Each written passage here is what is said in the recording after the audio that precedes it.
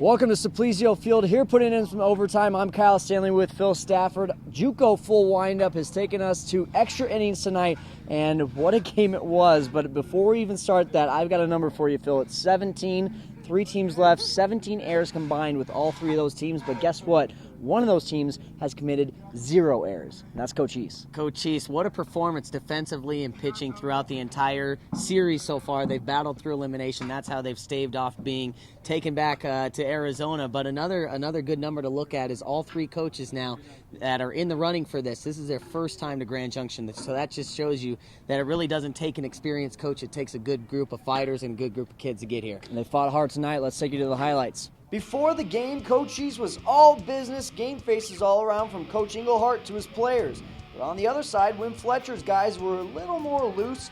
Each team's different, but both pregame rituals were working for these clubs come game time. John Michael Knighton on the mound for the Trojans comes out firing in the first, gets tag deuce swinging, part of a scoreless first frame.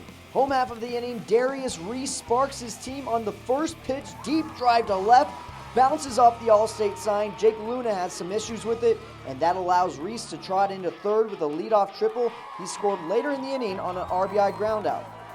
But the Apaches come back right away. Steven DeGagne follows a 2-out double by Austin Nelson with an RBI single to tie the game up at 1. Looked like it was going to be close at home, but the throw was cut off. Third inning, Frank Salas starts the scoring, sneaks one by Alex Lee, and that rolls all the way to the right field corner. Come on down, tag deuce. You're the next man to score for the Apaches. It's 2-1 Coach East. And Tyler Best caps off a crooked inning for the visitors with an RBI single to center. Esteban Bastida scores. It's 4-1 Coach East. The Trojans aren't done working from the plate. Ben Hall cracks one to dead center. Nate Hale comes up with an empty glove. Raspino and Reese score to tie the game up in the bottom of the 4th. Next inning, Alabama Manufacturing. Paul Young with a bunt to third. DeGagne rushes the throw and short hop Salas.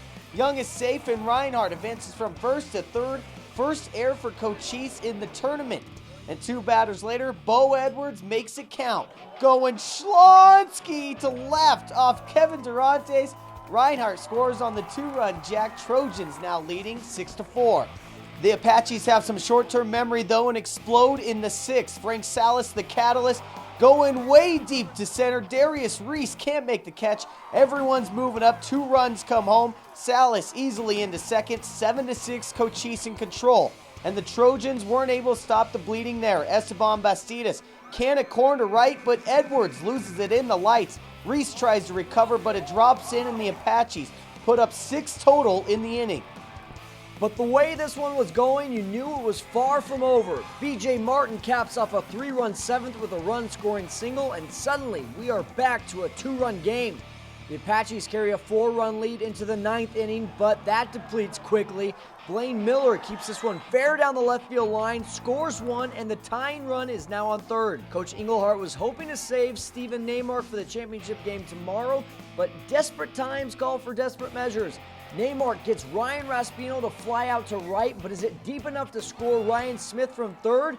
It sure is, and we have ourselves a tie ball game. One batter later, Ben Hall has a chance to be the hero, but Neymar gets him to strike out, second straight time that Hall has K'd with the tying run in scoring position.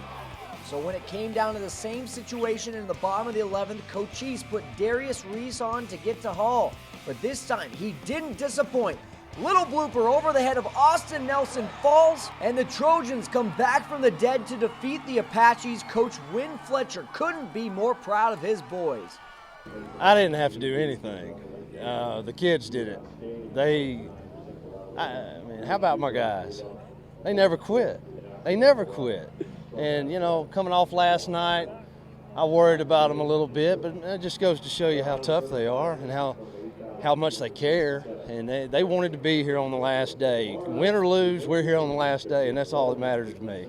Obviously, you get the win, but I'd have to say probably the biggest benefit is you don't have to use Paul Young in that game. Do you see that as a huge benefit and a big win for yourself? Yeah, I sent Paul down there, and then when Gabe struck out about his fifth guy, I said, tell Paul just to stand there. I said, don't throw anymore, just stand down there. For some reason, Gabe started really throwing well with Paul. Paul went down there and stood in the bullpen, but we were riding Gabe. Well, we're looking forward to seeing that matchup tomorrow night for a championship. Good luck, and we'll talk to you tomorrow. Thank you. We'll be over here with Ben. Holy cow. What can you say about that? Your 2 at-bats before the game-winning hit are strikeouts. I mean, what's going through your head when you're walking into the batter's box? Just telling myself stay loose, don't try to do too much. I was way too amped up, trying to hit a walk-off, just trying to do way too much the 2 at-bats before, but just listen to my coaches telling me stay loose, go the other way with it, and it ended up working out. You're a sophomore. This team is primarily composed of freshmen, so I mean, what does it say about you guys working as such a good unit to be at this stage going for a national championship? Well, all these freshmen that we have are better than a lot of sophomores I've seen, so because they're the ones that carried us to bring us back, and it's awesome playing for these guys. It was awesome to be able to get it done for them, and just we're such a tight-knit group. Nobody gives up on anybody, and everybody's rooting for everybody, so it was pretty awesome. I hope the hurt goes away soon for them. I really do, because they don't deserve it to feel that way. But when you get this far and you're that good, and the games mean that much, that's what happens. It hurts more. Your first trip here, your first experience, was it everything that you hoped for? It was more. Absolutely, it was more. I mean, tonight was just electric. It was just amazing atmosphere. It was going to take an extraordinary effort to beat us, and I knew that going in. I knew we weren't going to beat ourselves, and we didn't. We didn't. They beat us. They outswung us, and it was just a survival of the finish in terms of pitching. Bo Edwards doing the honors of our homer of the day. Edwards going yakety yak to the grandstands and left. 2-run homer gave the Trojans the lead in the 5th. They went on to win it, and they'll be playing for their first title in school history. And your play of the day, well, it's a no-brainer. After back-to-back strikeouts in game-changing situations, Ben Hall finally comes through when it matters. Base hit falls safely into center, and the Trojans march on to the championship game. The championship is set for the 2013 JUCO World Series, Central Alabama versus Palm Beach State. They know each other, I guess you would say, maybe a little bit. They've already faced each other twice in this series. Obviously, both teams pulling out 1 win each, so it'll be a fun one to see who comes out on top tomorrow. Absolutely, and both teams going with their number 2 pitcher, Ryan Pisty, for Palm Beach State, while Paul Young goes for Central Alabama. We're going to have all the coverage here on JUCO Full Windup. Make sure to find us online and also on our Facebook and Twitter page. For Phil Stafford, I'm Kyle Stanley. This has been JUCO Full Windup.